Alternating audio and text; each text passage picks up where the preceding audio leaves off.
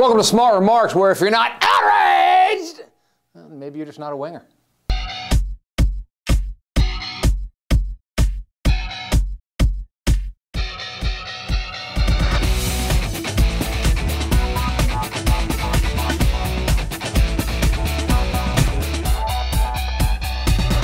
So the UN Security Council this week imposed yet more sanctions on Iran because Iran won't stop enriching uranium. And of course, if Iran won't stop enriching uranium, it probably means they're trying to get the bomb. And if they get the bomb, oh my God, it'll be the end of the world because what?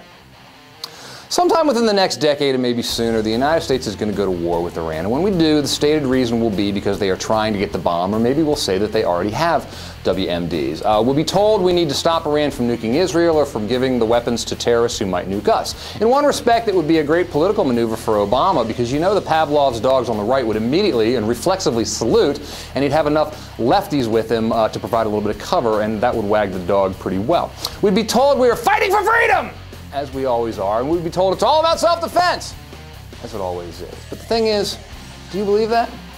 Let's assume that Iran is pursuing a bomb. Indeed, let's say that maybe they already have one.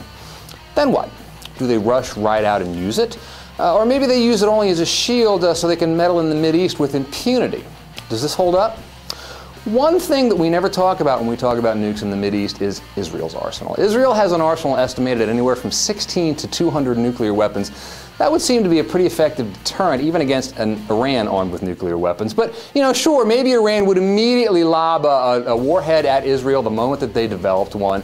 But if that happened, the entire country of Iran would almost immediately be turned into a smoking, radioactive parking lot. Same thing if they were found to have given nuclear technology to terrorists. So here we have to ask, is Iran so insane, so crazed with radical Islam that they would act as the national equivalent of a suicide bomber, the end of Iran, in order to launch a nuclear attack? Understand, I'm not sticking up for the mullahs here. Theirs is an odious theocratic regime, but Iran has not shown any inclination to march on its neighbors. And to the extent that it interferes with matters in the Mideast, they may consider the Mideast to be their sphere of influence, as we consider the entire globe to be our sphere of influence. Hawks will say that the mere possibility of a nuclear Iran is a chance we can't take, and so the United States must launch a third war in the Mideast to prevent an even worse war. And anything less is the same thing as Munich. It's appeasement because Iran has ambitions, which raises a question. How can Iran have ambitions and a death wish at the same time?